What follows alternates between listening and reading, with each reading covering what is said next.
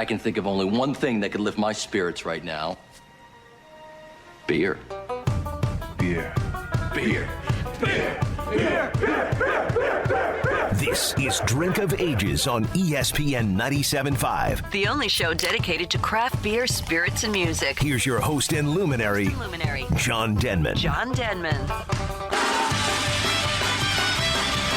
All right, welcome to this week's episode of Drink of Ages radio show on ESPN 97.5 here at House of Blues, Houston. I'm John Denman, Tom Painter, the co-host. We're back. DJ Muskratch and Jason Esparza back there doing all the magic work. Tom and I are just doing the drinking work. We would do this anyways. Yes, pretty much. Our guest this week, our music guest, Byrd Law, friends of mine, badass band. And from the brewery, Holler Brewing Company, we have John Holler hanging out. Hello. Thanks for having me. John, you make good beer. I'm drinking some Odin's Krung juice, and it's going down pretty nicely. What type of hops does it have? So yeah, this is a. Thank you for saying that, John. We try to make good beer. That's kind of our mission. It's a good pretty mission. much it. Yeah. And Yeah. this beer is a Kvike Pale Ale, and it's a single hop pale ale using Oregon-grown Comet hops. And so yeah, it's just a really. I mean, we love lagers, and this to me is like the lager version of an ale. I mean, it's basically like if a lager were an ale. You know, it's super crushable, but it very dry. But it's just got that nice, it's got a little more heft to it than a lager does, and it's got plenty of hop aroma from the Comet. You get like, and it's not the sweet citrusy hop aroma that we get from IPAs. So often these days, it's more of that like super dank, almost like a tobacco. I know that's not a really good sales pitch, but it is almost like a tobacco type note to the aroma. It's just a really cool, aromatic, crushable ale. It's better than descriptors like horse saddle and barnyard. Yeah, and all these other weird things that people talk about. I mean, if you're getting barnyard in one of our beers, that is not intentional. That's not so supposed please, to do that. Yeah, let me know. Privately, let me know. Well, you may stumble on something. Yeah, Nice exactly. Barnyard pills. So yeah, Good. thanks. Yeah, no, but you guys, right out of the gate, man, you guys were making some really good beers. You got a cool little place right off Washington Avenue. 7 Barrel Brew House. That's right, yeah. It's a 7-barrel brew house. We started almost 5 years ago it's called the Sawyer Yards District.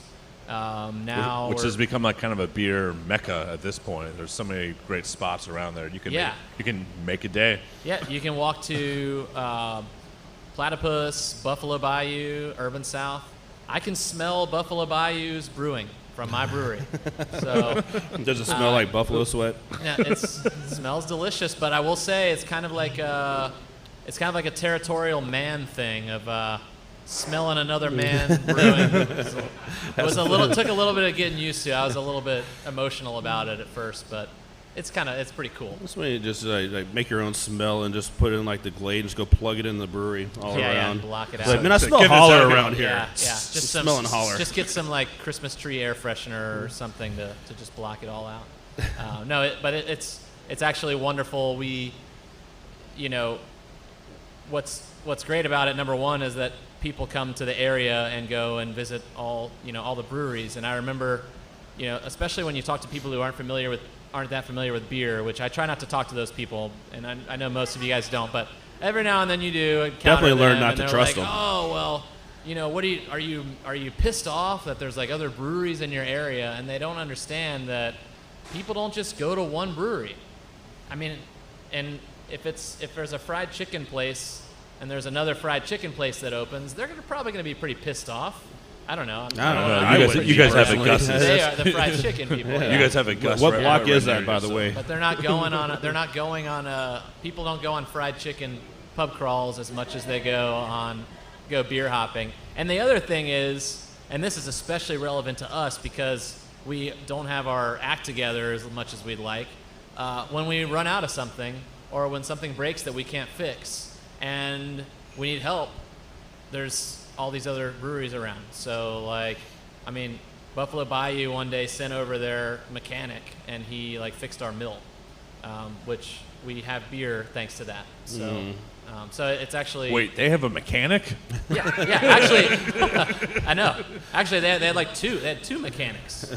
I'm just going to send over our mechanic. Just hang tight. Yeah. I was like, who's got a mechanic to recommend? You know, like you hire a mechanic. And we have a mechanic. Like, we'll send him over.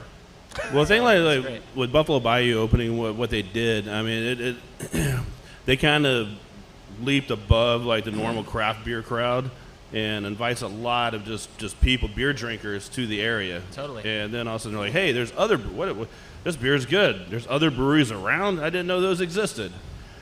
And you know, if they're too crowded, if there's a wait, Holler Brewing is your spillover spot. I've heard the same thing from Platypus. Happy to do that. Yeah. So yeah, it's been really good, and if you haven't been, it's a great area. You can check it out, and if you haven't been in a while, go. It's changing rapidly. Urban South right down the street, and then City all Orchard. All those breweries provide their uniquely different experiences that, like, from the craft beer point of view, they don't really overlap in terms of kind of the way they make their what beers. you're going for and stuff like you know.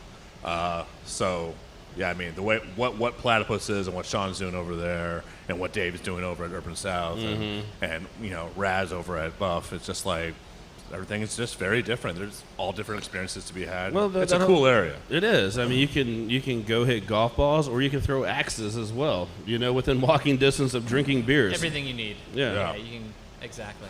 I used to work right there for a very long time, and that area was not like that when I worked there.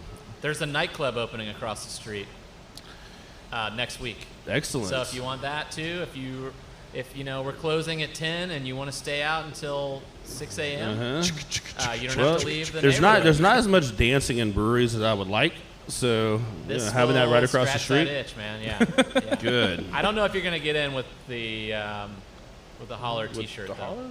This gets me in all kind of places, man. This is like a classic. Well, you can try it. No, you need to work out a deal where it's like $1 off drinks on Wednesdays.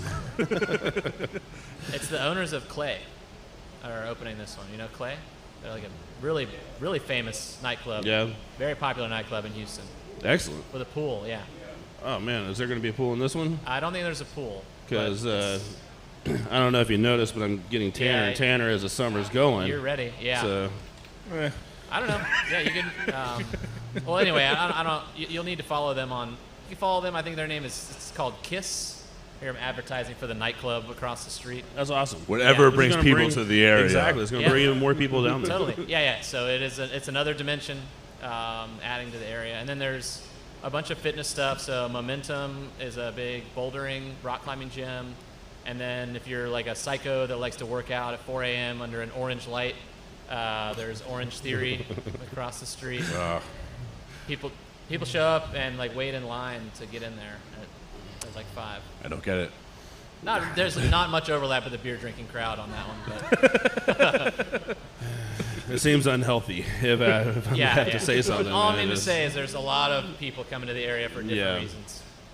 Yeah. Some of them more better reasons than others. Well, I go there for beer and Gus's fried chicken. Nice. Is pretty much where. And when you were talking about fried chicken places earlier, I was like, man, if that place existed where I can go eat fried chicken and go across the street and eat fried chicken, I would do it. Yeah.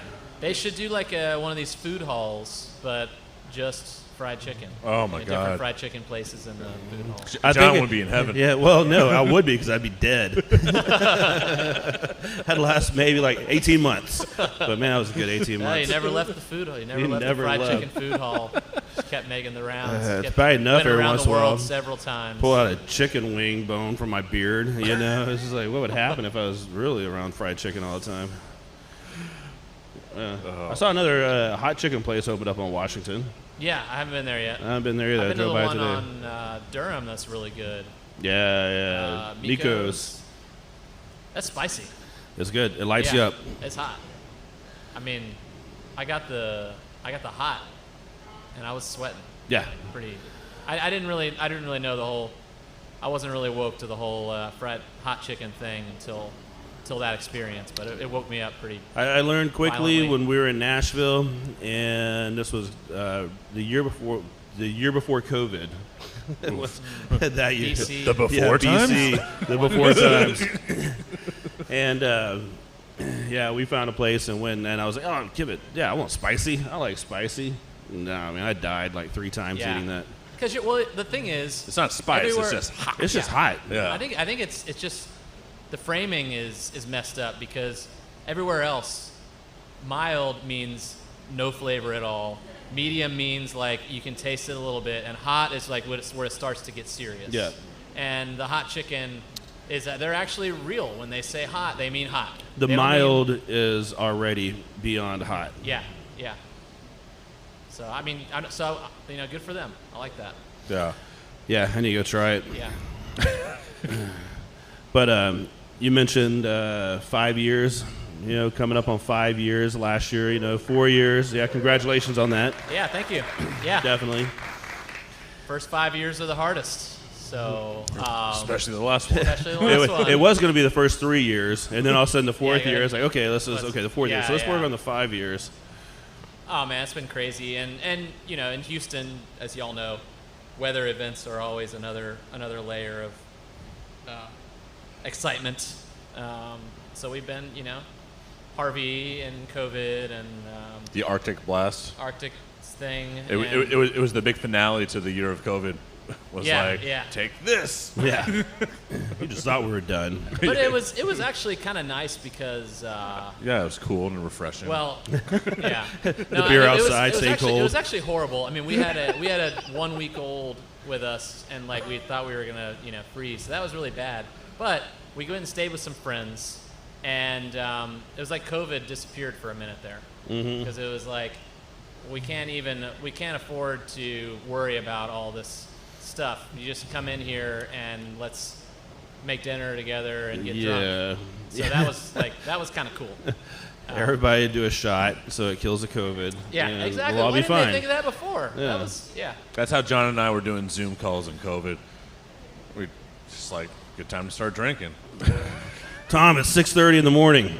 What else do you have to Gotta do? kill COVID, man. That's a good point. Yeah. Yep. And congratulations on the kid. Thanks. That was Yeah, another big thing that happened. Yeah, that's a big thing. We have 2 kids now. They 2 girls, and they are separated by 2 years exactly. Wow. So, To the day. to the day. They have the same birthday. So So it's that's pretty cool. one special night you guys have planned, huh?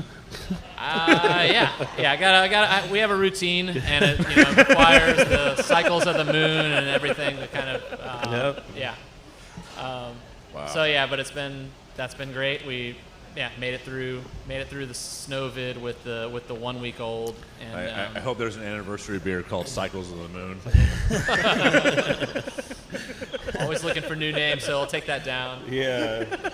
But yeah, it's been convenient so far. We anytime we want to like compare, because you always compare your children. Anytime we want to Supposed compare to. them, Supposed so to. Value one more we'll than like the pull other. out. You can use your little app on your phone, the Photos app or whatever, and it'll show you, what Margot looked like 2 years ago, and we can put that right up next to what Adley looks like. Yeah. And see how they're doing, see if we're tracking. So it's fun. See if I one think is the sharing exceeding birthday more than the other. I think the sharing birthday is going to be some drama. Probably. No, but- not at all. I don't see that. How? Yeah, it should be fine. Yeah, but there'll be some cash savings for sure. Right? Well, that's probably only why there will once be a year drama. party rule. yeah.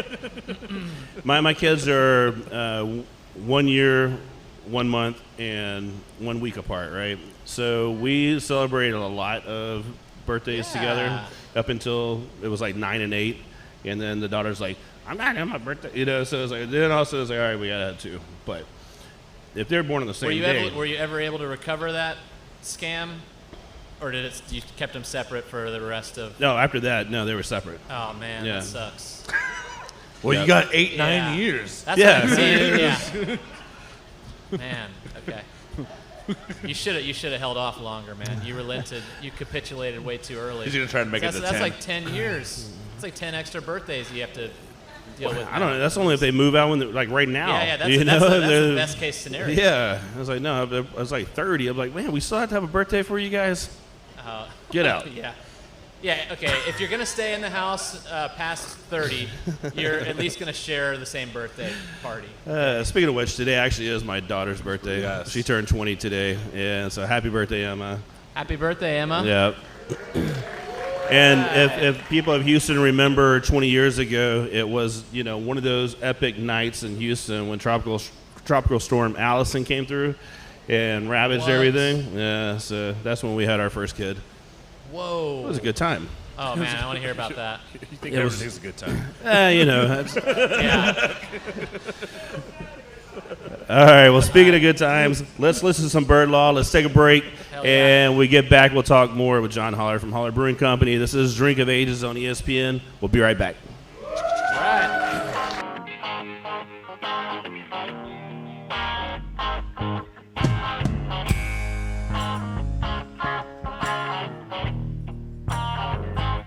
Well, the low ain't waiting for me. Just that baby with a lock and key. But it was written when I pulled the trigger, guilty murder in the first degree. Well, the young man behind my seat said, "Are you where you're supposed to be?" Said I had it coming sooner than a woman. Chains were the only thing I could have left in. I'm on a fly, counting every country mile. I'm not gonna cry. I might even crack a smile. But when that big man asks what I'm grinning about, won't even have to lie. Making friends on the bus to Huntsville till I die. Friends till I die.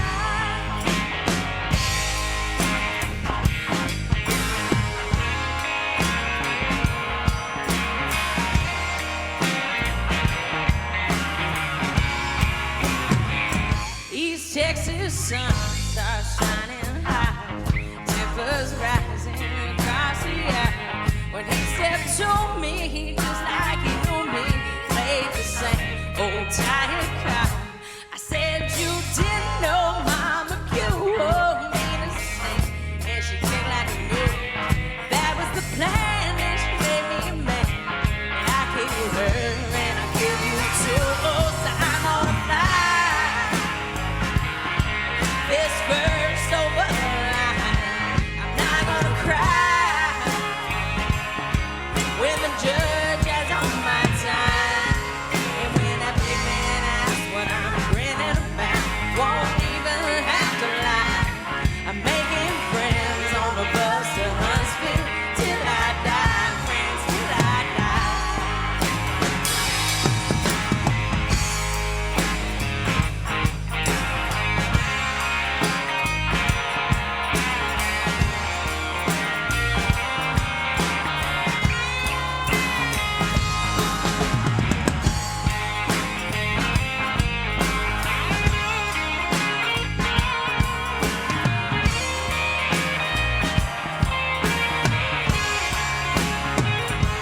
Well, I done good and I done wrong. I can't be judged by earthly law. It's the Holy Ghost that I fear the most.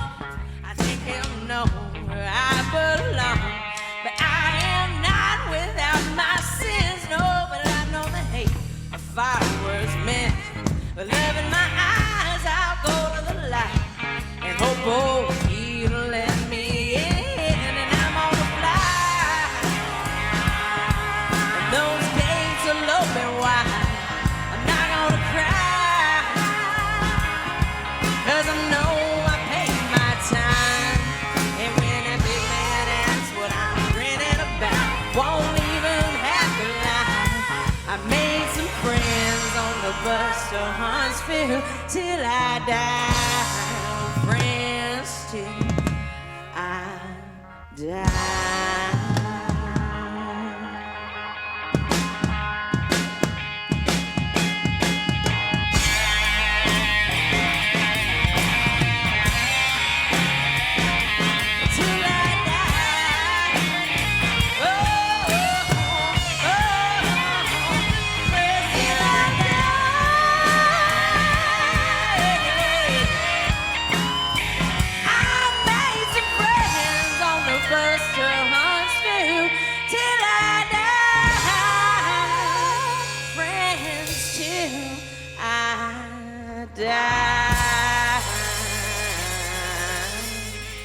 Oh.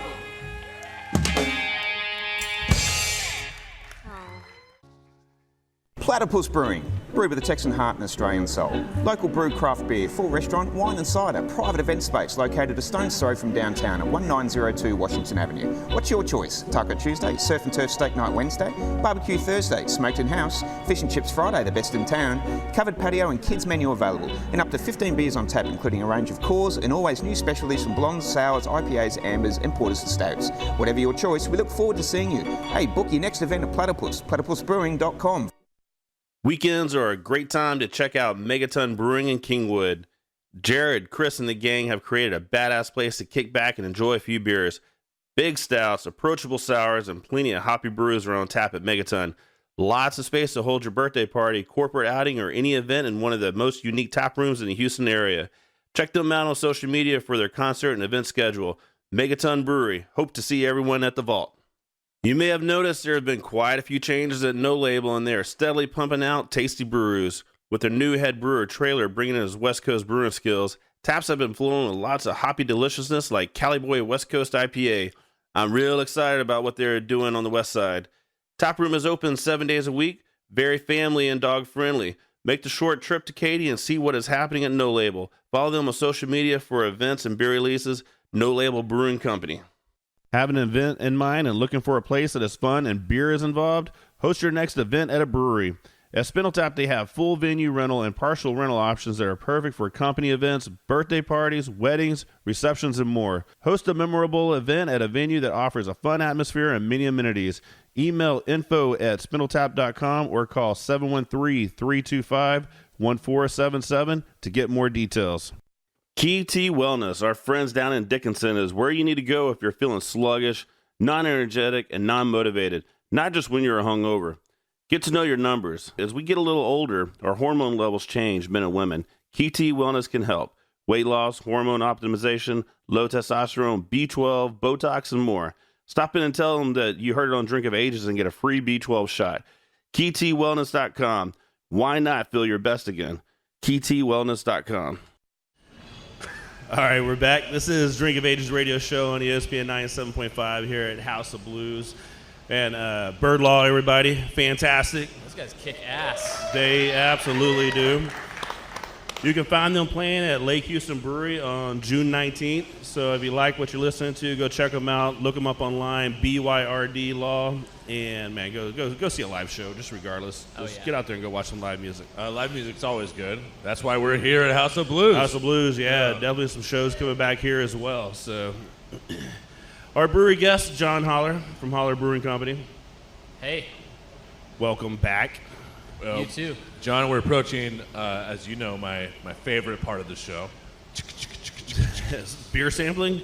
Yes. Where there's other beers opened on the table? Absolutely, all the time. So what is this? This is a beer to sample. This is... Perfect, that's all I need. Yeah.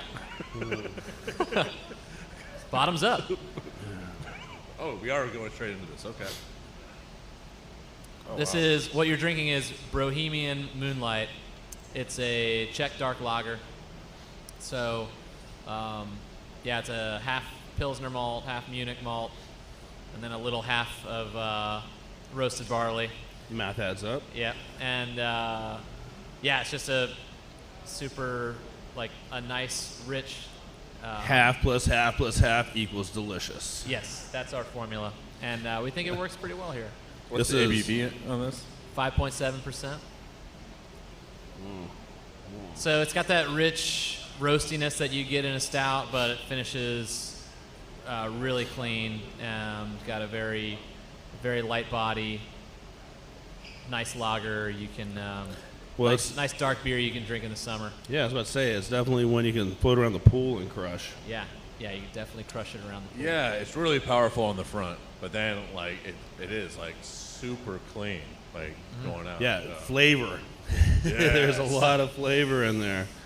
Yeah, super aromatic aromas and tasty flavors.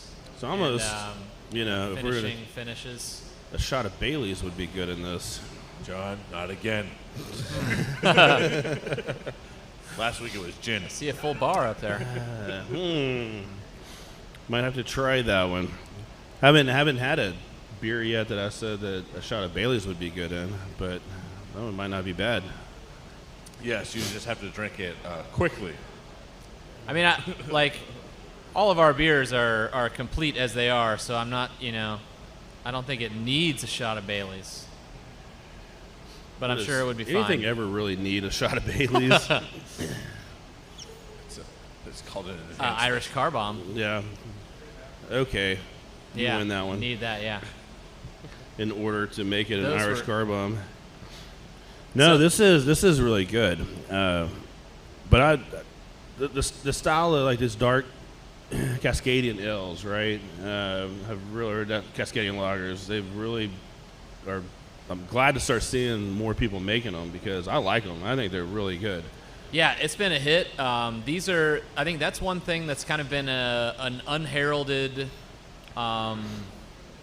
change, an unheralded, I'd say, an accomplishment of craft beer has been getting these beers into the drinkers' hands, and I think like everyone talks today about, and it's true that you had the haze craze that's still ongoing, and you have fruity sours and all the over the top adjunct beers, and then you have the other beers like. And sometimes we even call them brewers' beers because they're just they taste so much just like beer and nothing else. And it's beer.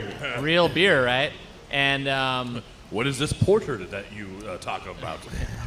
yeah, like I mean, even West Coast IPA has become like a brewer's beer because it's like, it's bitter and it tastes like malt and hops. Like, it doesn't taste like fruit. It is initially challenging to the mouth. And as opposed to like a lot of the trend recent is like, let's just make it the alcohol delivery system as convenient as possible. It's like, what is this? I don't taste any hops. I don't. Yeah. It's like a alcohol smoothie. Although, but you taste them and like they're delicious. They're delicious. And we make them. And I don't. But I think that these beers are important too. And I think they've actually been seeing like at least in our experience in our tap room and around town the accounts that we talk to.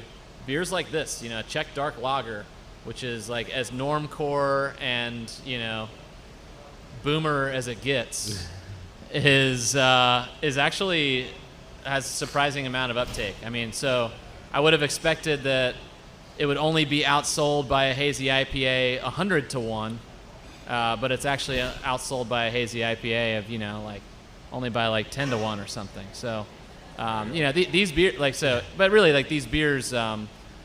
Czech Dark Lager, ESB, West Coast IPAs. They've actually been, I think people aren't talking about it as much, but these beers we are seeing people becoming more interested in these beers. I mean, everything's a pendulum, right? Yeah. So it'll eventually swing back to, when we look at how many lagers are getting on the market again. It's crazy. It's just how just nice, easy. Oh no, we're able to make beer because we can make super clean lagers, and which is very important. So you're seeing all these breweries like getting back to that, and which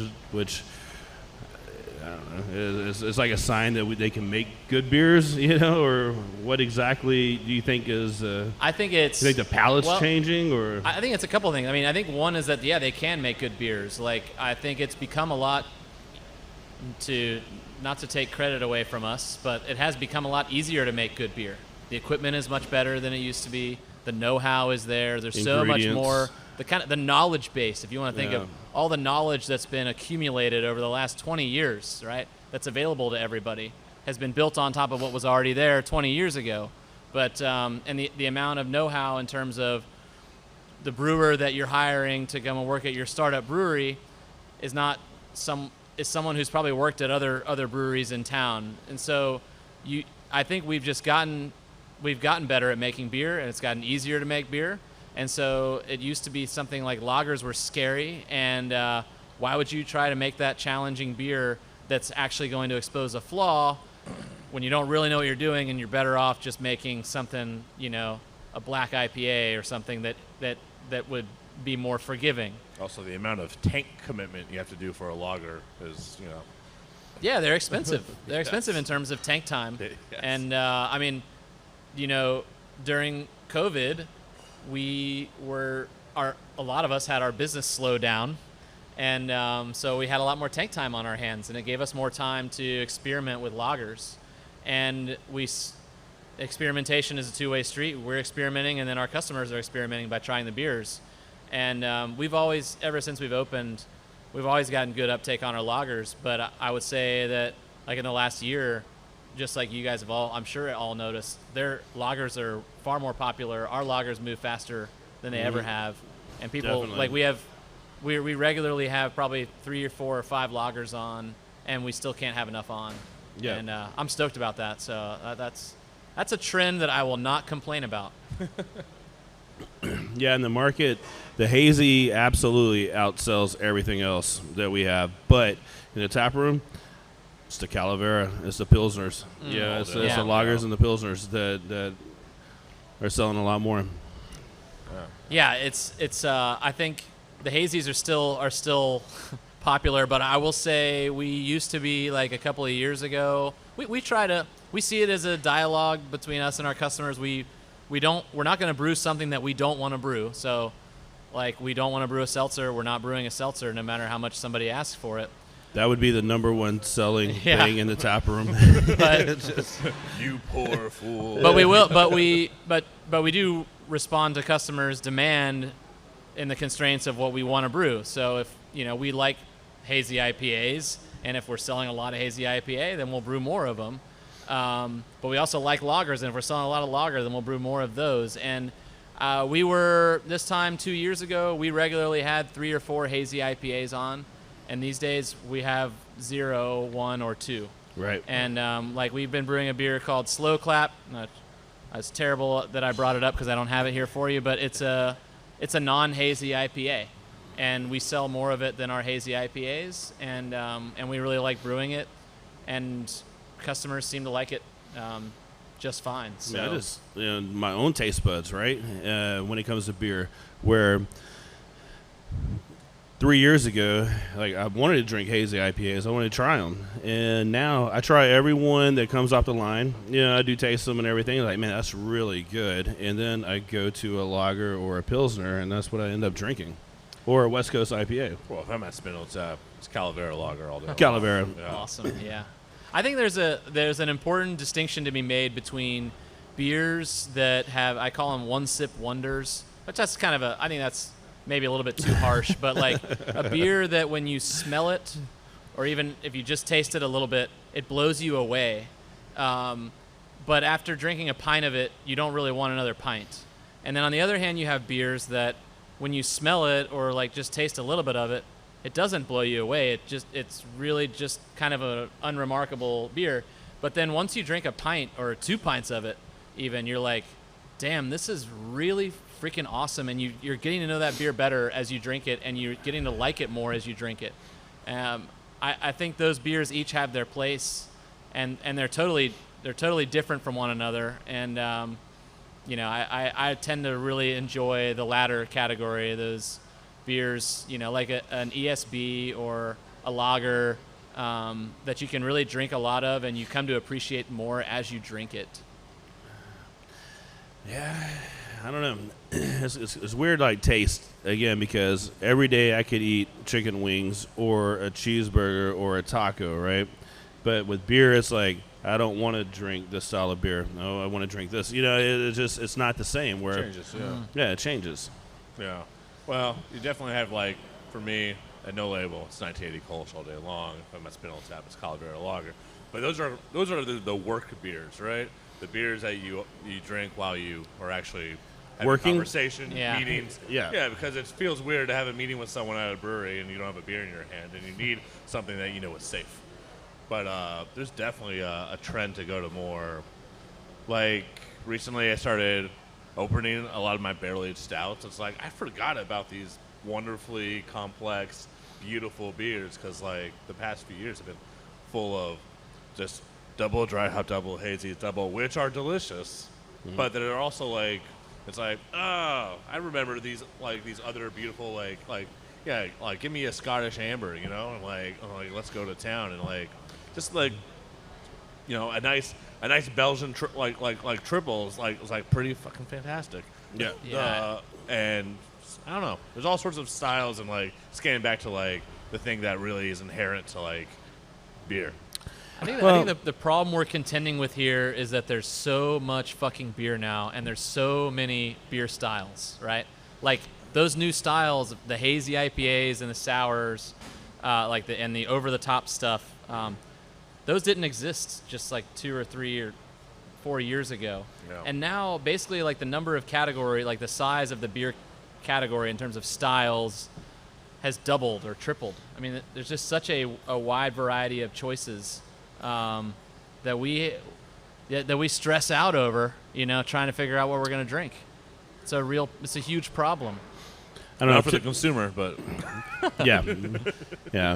I'm still typically, if I go to a bar, the first beer I order is going to be a West Coast IPA, and then I look at the menu. Is pretty much how I do it.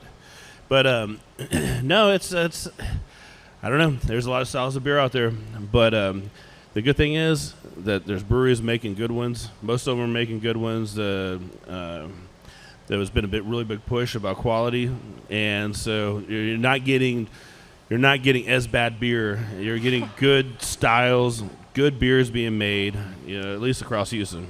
Yeah, I've only been in it for 5 years. I'm sure Brock can speak with, just like anything else, can speak with more authority on it than I can. But and longer. Yeah. But.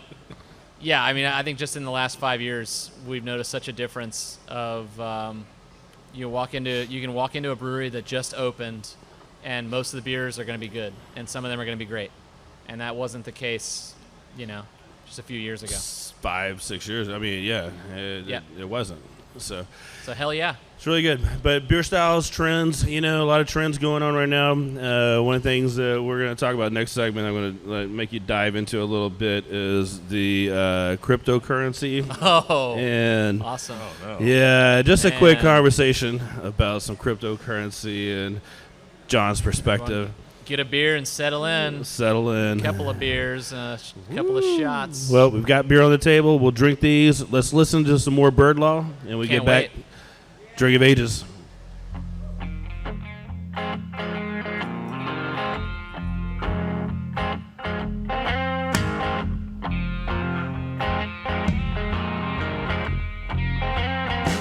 I've got a ring, so stylish in the evening sun. There's red whiskey. Itching to surprise me when I have the most fun. You know the story, like Jack and Mr. Hyde. Things can get so boring. Said I'd take it easy, but I lied. If I hit my mind, then there's no need for screaming. Oh no, if I make you go, you're not really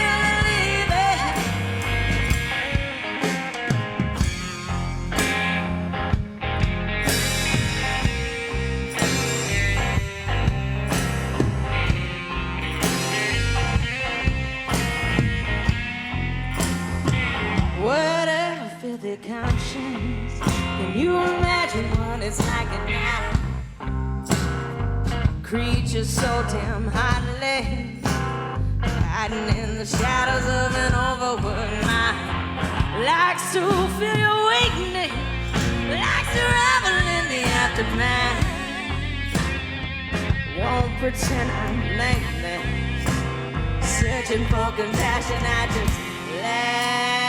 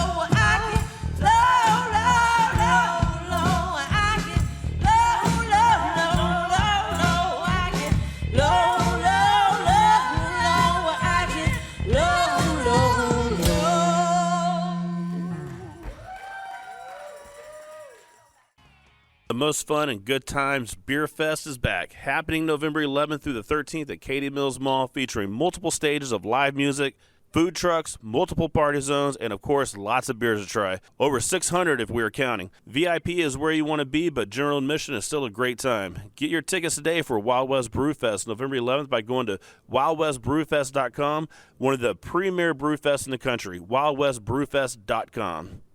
Mark your calendar for June 26th. Punks and Pints Fest Music Fest is happening at Spindle Tap, headlined by one of Houston's best, Los Carnales, with Dead Rabbits, O'Doyle Rules, The Lockdowns, and Stupid Idiot, featuring burlesque performances and a collaboration beer release between Drink of Ages, Baba Brew House, and Spindle Tap Brewery. Search Punks and Pints Fest on Eventbrite for ticket link and info, and follow on Facebook, Punks and Pints Fest, badass music and badass beers. Punks and Pints Fest, June 26th. This week's Brew Ops bottle release at True Anomaly is Commander Wonderlick, which brings together a few of the best qualities found in the neighborhood. True Anomaly convinced Eighth Wonder to do a Belgian beer, and of course they went big with a Belgian Strong Ale. True Anomaly scooped out some and conditioned it in one of their funky fooders for half a year. It's no wonder that this blend starts with rustic cedar and oak notes both in the nose and initial tasting, while finishing with a long spice touch. Both elements build and profile throughout the glass while getting a little help from the healthy ABV backbone to balance. Get some in the tap room over at True Anomaly before it's gone. Live shows are back at House of Blues with Max Flynn this Saturday, and next Tuesday, join us for the recording of Drink of Ages radio show with Ingenious Brewing and music guest Dim Roots Music. Jay Hooks Blues on Wednesday the 16th, Texas Sundown Band on Thursday, John Egan Friday at 5:30, and Thunderpants 80s cover band at 8. Come hungry. House of Blues restaurant makes some great food. The restaurant is open Tuesday through Sunday at 5 p.m. houseofblues.com/Houston for more events and info. Go see a show. Hey, this is Blake Harris, the general manager at Rudyard's British Pub. Just want to invite you guys out to our Thursday night steak and pint night. It's $25 for a 16-ounce New York strip, party potatoes, Caesar salad, and a free pint. As well, starting at 7 o'clock, we've got $4 pints all night long. Right now, we're doing about 20 on draft, and in the near future, we will be increasing that number. So come check us out. We're at 2010 Wall Drive in Montrose. Enjoying tonight's show? Have a vision you need to make a reality? Reach out to Hell and High Water Productions. I did. Jason and the crew produce each Drink of Ages YouTube show. Corporate events, concerts, commercials, live streams, they have the skill and technology to make it happen. Come Hell and High Water. They are here to serve you. Give them a call at 832-356-9701. All right, we are back. Drink of Ages Radio here at House of Blues on ESPN 97.5. Byrd Law playing the music that you're coming into. Kicking fantastic. ass. That's fantastic. Fantastic. And again, they're playing at Lake Houston Brewery June 19th. Go check them out. Which is also a brewery that we need to go to, John. We haven't been over there. Well, the thing about Lake Houston Brewery, though, is that it's a place that when I was I grew up in Humble, right? And so that was Cedar Landing, I believe, which was, it was, at the time they had like a lot of Cedar all-you-can-eat Landing fans in the... Well, all-you-can-eat catfish. And, you know, there was some good seafood that we go over there and eat, and it was kind of like a date night as I got a little older, right? So it was... Date night to all-you-can-eat crawfish? Date night, all-you-can-eat catfish, even better, yeah. Yes. Yeah. Hey, you grew up in Humble, man. Yeah. You take what you can get. Take what you can get. Golden But no, it Corral. was- Golden Corral had all-you-can-eat catfish. Yeah, man. No, man. Golden Corral. It's Corporate pigs. I don't know. Don't get me started, because I mean, I'd probably walk into Golden Corral tonight and have a really good time, just because there's so much food. But I'd probably regret it later. Yeah, like 30 minutes later. Yeah. Yeah. There was, but no, right there on Lake Houston, 1960, when you cross over the bridge, right on the right-hand side, Cedar Landing. Haven't been over there yet, but yeah, we definitely need to go over there and check it out. Absolutely. Put it in the mix. Speaking of new breweries, new beers, new things, what is it? What do we have in front of us? What is this? Well, it's a new beer from us. This is called Back in the Sabro Again. Oh. Back in the Sabro again. Yeah. Actually, we were thinking of the Aerosmith one. Oh, well. Yeah. Exactly. It's completely different. But whatever, you can whatever song you want to sing in your head while you drink it is fine. It's an IPA, West Coast IPA made with Sabro hops, so it's delicious. You got that very Sabro-y. Sabro is a great hop. Yeah. So Sabro has this hop with, it's got a nice pine, little tropical flavor, and then a big coconut note on it. So you get all that on the nose. It's incredibly savory. Yeah. And delicious. Very savory, and then it's got a nice. It's a clean, pretty clean West Coast IPA. Just a basic pale ale malt with a little bit of Munich in it, so it's very, very very clean beer with a big hop aroma on it, just like we like in our IPAs. Man, I still go back to West Coast IPA as my absolute favorite style of beer. I can't tell you what my second one is, but I can tell you what my first one is. Did it ever change this whole time? It's never did your changed, faith ever right? get shaken? Like over the last the first time I drank Sierra Nevada Pale Ale, which is a very hoppy pale ale, like borderline, like a lot of, it's hoppier than a lot of IPAs that hit the market after that. But ever since I drank that one, it's been like, that has been my staple of what, like, okay, you've got to be somewhere in this range to be a really good IPA. It's a somewhat good one. Yeah, I mean, it won't last. It's I mean, that's a beer that, God, I mean, it's held up. It's lasted about 1,000 times longer than the average beer, average craft beer. Well, I was happy to, this shirt has made it back in my rotation here lately, and so I was excited to break it back out because it is about 4 years old. Yeah, that's old, man. I can see that it's got that laundry fuzz on it. The fuzz working. Yeah. The purple's not as purple as it used to be. Yeah. And that's definitely an old season of ours. Mm-hmm. Why did you say it made it back in the rotation? Why did you put us in the doghouse? Boo. I knew what I said that. Know, like, what was it? What did we do to earn our way I blame back? my wife and how she does laundry and hangs them up in my closet. You should blame your wife. Well, I mean, it's her fault. Hangs them up. She hangs up your T-shirts? You got to hang up, too. Yes. Wow. Yeah, I was looking at one of the guys on stage, and he's rocking one of the old Drink of Ages shirts. Yeah, absolutely. And then I just kept on thinking, like, man, he's kept it up better. He's doing laundry better than I have. That shirt still looks brand new. Mine has a texture to it. Yeah, you know, like, well, it's like this one, right? It's like a heathered purple now, where it used to just be purple. Yeah, it's got that. It does have a texture too. It's like a popcorn ceiling. texture, it's like it's kind of like it's like a blind person could find you in the dark because it's like has a braille thing going on right now. It's nice. It's nice. Yeah, you're wearing it good, man. Thanks for hanging on to it. Thanks for letting it back into the rotation. Well, the crazy thing is though that I've worn it quite a bit lately, and people were like, "Holler Brewery, that's a great spot." And I was like, "Yeah, man, you know what? You're right. It is a good spot. You need to go." Yeah.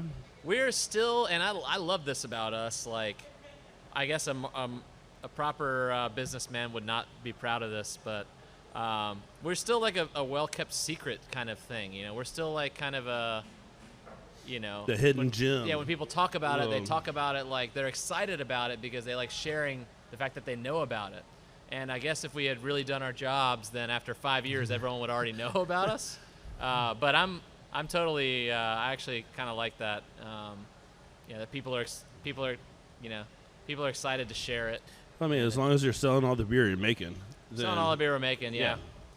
We set out, and delivering some. We're delivering some, yeah. We're finding a way to sell it. Yeah. Most of it's sold in the tap room, but we deliver some around town. And actually, we were about to hire a delivery guy. So if anyone wants a captain, job, right? Yeah, the keg captain. The keg captain. Yeah. Which I thought was a great title. And actually, delivery guy or girl, or whatever, Delivery captain. Yeah. So we're hiring. Go to hollerbeer.com/apply. You can join the team and work for a really nice guy. So were the deliveries, was that all because of the pandemic? Was that something, or was that happening before? You're talking about the like Keg home deliveries? deliveries? Yeah, the home deliveries. Oh, the home delivery was a pandemic thing. We don't do that anymore. Okay. Yeah. So that beer we are not delivering anymore. That was like a pretty crazy thing. We were delivering, we had no minimum order. I mean, we were delivering like a $5 can of beer to someone's house. I was delivering it all. It was actually a lot of fun. It was during that time where everyone was like super freaked out and no one was getting out. So I was like out on the roads just like totally by myself and making people happy because they were looking forward to the delivery. That was like the thing they had to look forward to. You remember those days when you're looking forward to whatever one thing. I was that thing. We're delivering this beer. Yeah, unless you owed money to someone, it's like, I found a way to get John to my house. Yeah, exactly. So, and there were things like people would leave little like notes and like little, they would trade some beers that they had in their fridge with us. That's awesome. It was all totally illegal. Even more awesome. Yeah, it made it even more fun. I was like, we were breaking so many laws. I was running stoplights and stuff. Yeah, man. It was great. You got to get that beer there while it's still cold, man. Totally. Yeah. I mean, that's a safety thing, right? Drinking, warm beer is unsafe. It is unsafe. So yeah, that worked out well, but that was a pandemic-only thing. Well, before we went to break on the last one, I mentioned cryptocurrency, and that's something that you've actually put out there a whole lot, like is your love for cryptocurrency and how it's going to change the world.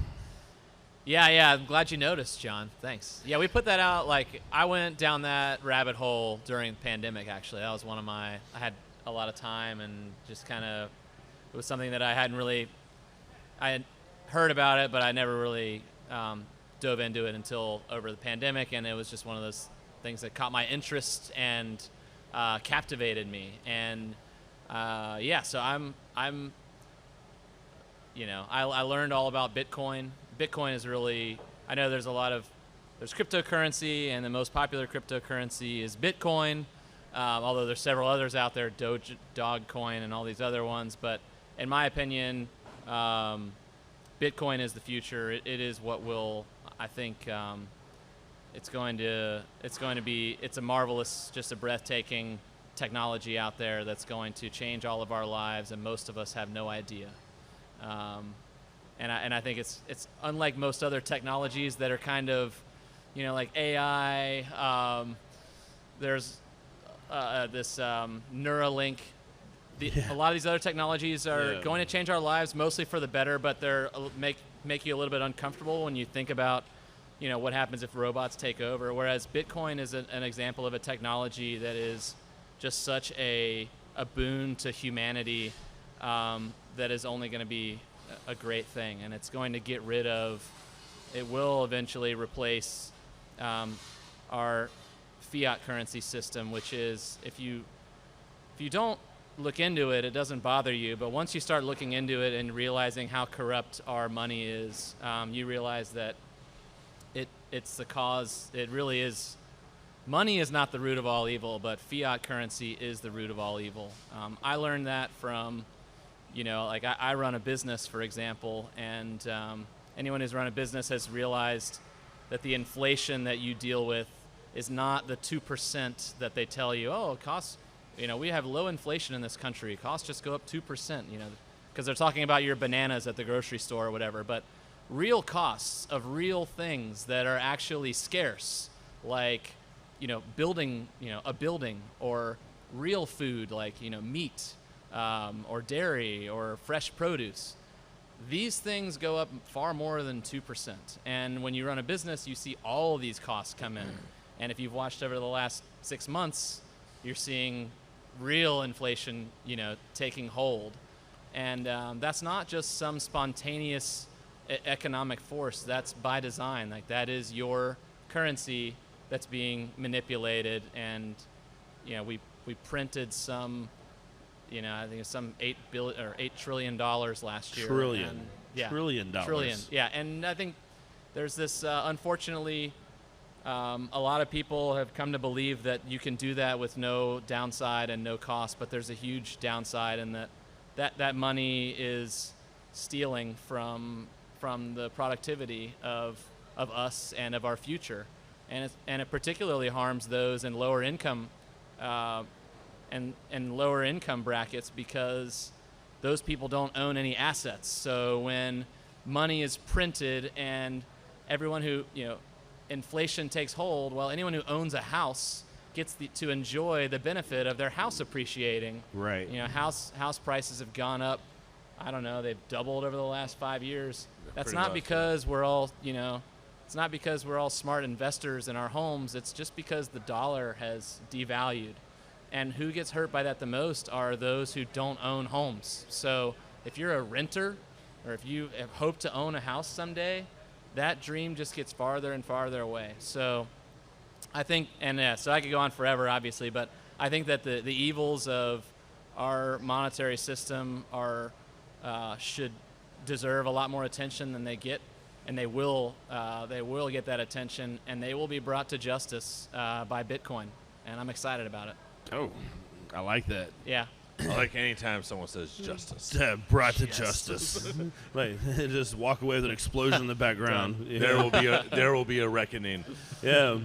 No, I absolutely agree with you on a lot of this. Crypto has kind of piqued kind of public interest, especially now. It's kind of hit this point that everyone's like. Well, I think it's peaked more for the fact that, hey, it made millionaires overnight, but yes, the meme billionaires. Yeah. It's everyone's talking about it, and so like when I talked about Bitcoin last year, and then all this stuff happened over the last few months, and everyone's asking me like they're like, oh, well, what do you think of Doge and all these others? And those are almost like a distraction from the real power of Bitcoin. I think there are these other crypto, Dogecoin is the one, and then there's like some others that I can't even say. I don't think I can say on the radio. Saw one today. But they're just like, I mean, they're memes, right? Yeah. And they're jokes, which I think a lot of the stock market and a lot of our modern financial system is a joke. So I'm not really that mad. They proved that with GameStop and AMC. Yeah, it's exactly. like how people can just manipulate the market, and I mean for wins, but how this is all very relative, like the way they're just like they just pushed it up and like this should be failing. It's like don't buy into this. It's like but people can turn profit from this, and it's off of speculation. It's awesome. I think it's awesome because it brought that to your consciousness. Whereas, like I think over the last 10 years, that had been happening. Hedge funds had been doing that. They've been doing it all along. The stock market in general and the housing market in general had been doing that. And these guys basically just found a way to really get kind of exaggerate, people. Yeah, and to get enough people and to really show how that is only possible in the system that we have, where it's a long, such a convoluted financial system. DOA, right? talk stocks. Yeah. So, but I think that like that whole meme movement is going to be, when the history is written of this time, like that will definitely, obviously, I think it should be a part of it, and it might be like, kind of like now when we look back on the great, and like you see the people with wheelbarrows of cash in Weimar Republic right before World War II in Germany, because you had this huge hyperinflation. Maybe when they look back on, if we have a big inflation, they'll be talking about, just before the currency collapsed, you had people, bidding up a video game store and a movie theater, and it's like bidding up Blockbuster Video, right? Yeah, exactly. Like Blockbuster Video is clearly dead. It's not gonna rise, but then it's like, hey, look what we can do if we all just band together. It's like, Well, what made it possible was the short interest, right? So there was like GameStop in particular. There were so many people who had sold that stock short. There was more short interest than there was stock outstanding, and that's a function of a convoluted, effed up financial system where all these hedge funds were able to borrow shares and sell them short, and they have to buy them back. That's why GameStop popped, and same with AMC, is that these guys, they didn't just band together like a bunch of dummies just picking AMC some. told their shareholders this week, don't buy these shares. Yeah. It's like, I mean, it's just amazing. I think it is what a time to be alive. It really is fun, man. There's so many options out there to do whatever you want to do. This is honestly the best time in the human race to ever be alive, because Up to this point, absolutely, there are so many things in this world to do and be part of. Podcasting, man. Podcasting is just glorious. Yeah. Like, you can put this thing together, and it's getting, like, you don't have to ask anyone's permission to broadcast it out. I guess ESPN. Well, whatever. ESPN is one thing. Airwaves, yeah, but on the we got to internet, cut out we some of have the a words great that were audience said in on the Germany. show. Yeah, they're not but gonna the get the goods podcast here. can We have We be have a great everything. Germany and Prague audience. Yes. That's legit. Oh, really? Yes. Oh, cool. But yeah, it's wonderful. And I'm thrilled to be a part of this. So Yeah, thanks John, for man, having always. me. It's been a long time since we hung out, man. It's been really fun tonight. I'm so pumped about like live music coming back and real socializing Just coming back. So sitting around talking to people, hugging people. I'm a big hugger, man. Are we gonna get a hug in here We're gonna before get a this is hug all in. over? We're all gonna get on stage and we're gonna get close excellent. Real with some close. Byrd Law. Bird Law's awesome, man. Yep. Yeah, I'm looking forward to seeing him later this year again. So, no, I appreciate you coming and hanging out. Holler Brewing Company. If you've never been, go by, check them out. Delicious beers, excellent beers, and we're gonna drink these on the fourth segment. We still have I 4. think. 4 to go. So, Excellent. yeah, so we'll finish the rest of these beers. Want to thank everybody for listening. Want to thank everybody who came out tonight at House of Blues. Byrd Law, appreciate you guys, man. Like I said before, check them out at Lake Houston Brewery on June 19th. DJ Muskrat, Jason Esparza from Hell and High Water, Tom Painter, and myself want to thank everybody for hanging out, man. We'll see everybody next week.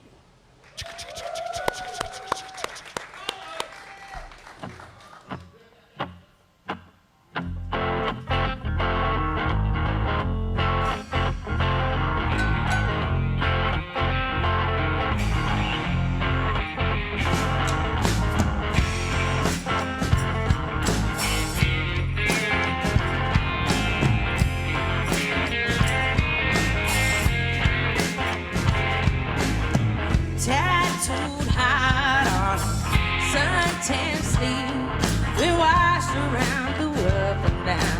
Oh, oh, you best believe.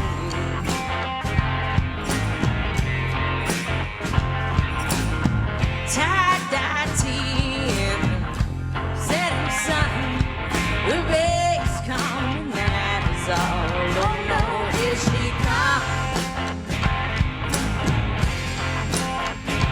Don't you count her out, drink you underneath the tide. She hangs her hat down and high, look out now, she's on the prowl.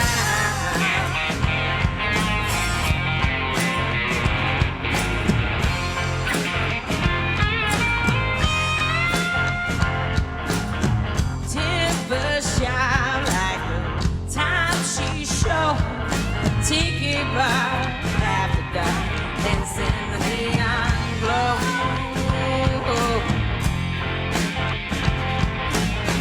In her sights, hearing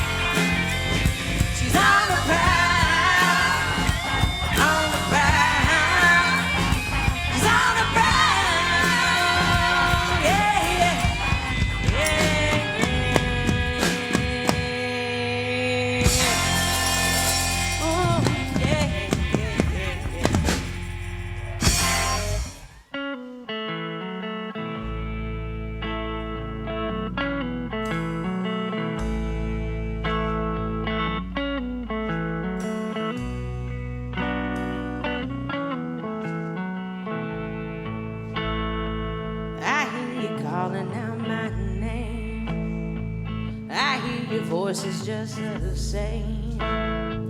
Confusing infamy with fame.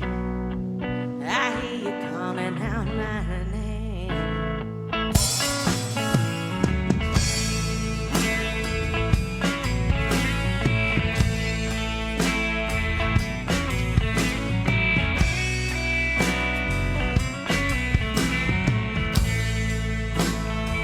You're talking circles once again. You're talking through a second lens. Why bother trying to pretend?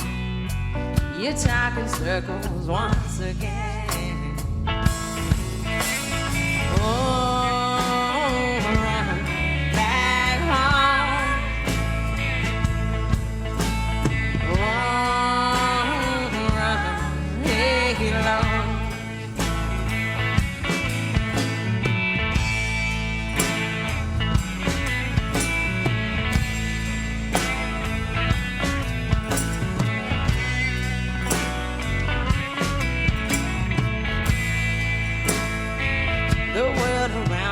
Just a play, the world you dream of every day.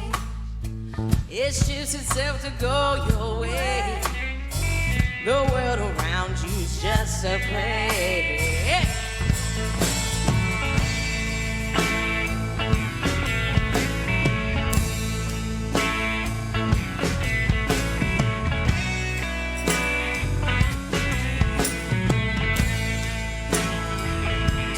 Believe the things you say?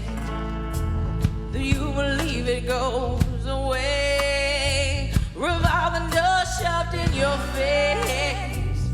Do you believe the things you say?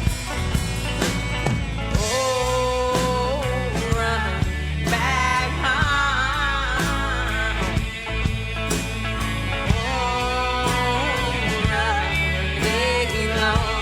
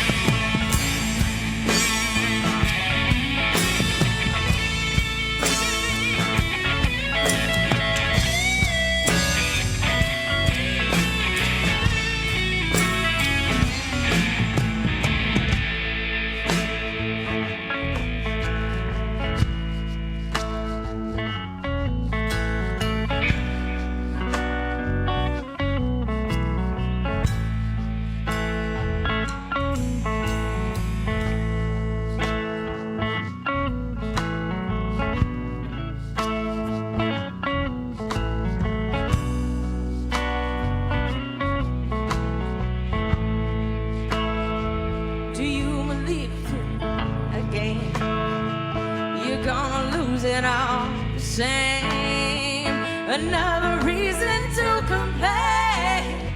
You're gonna lose if they say yeah. Oh, oh, oh, run back home.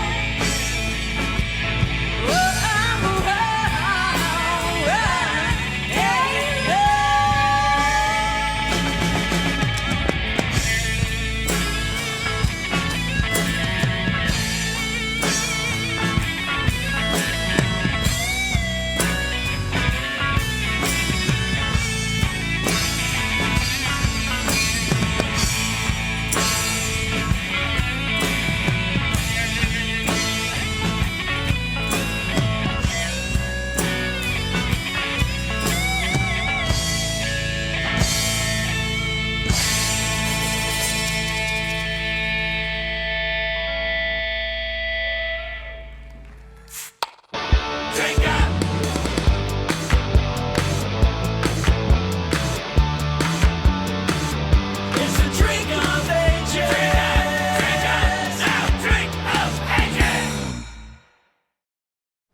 John Bargerstock from KT Wellness is back with us. And John, tell us how testosterone replacement therapy can be beneficial for those who need it. Great question. Well, a lot of guys think that it's just treating an area below the belly button region, but actually what it is treating area from head to toe.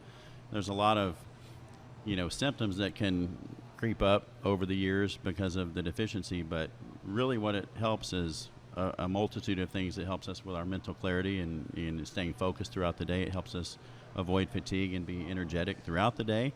Of course, it helps our libido and performance in the bedroom. There's studies that show it's great for the heart.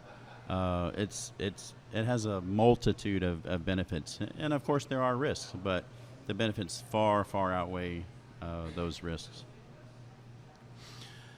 So that's what you guys do at KT, though. You can come in, get your numbers tested, and see if you're actually a good candidate for this. Yep. Actually, we make sure everybody qualifies for treatment before we offer that treatment. We don't just allow anyone to come in off the street and get testosterone therapy. It is a therapy, which means we bring people back to normalized, and I like to use the word optimized levels, not just normalized levels. So if they're deficient, we check their number. We verify that with a blood test. There has to be presence of symptoms. And then we put those two pieces of information and decide whether or not this person is a good candidate for treatment. Well, that's fantastic because John and I, we kind of share birthdays. He's one day before, and we just had it. And so we're getting older, and things aren't, it's not quite like recovery it used to time be. is not as quick as it used to be. No, of course.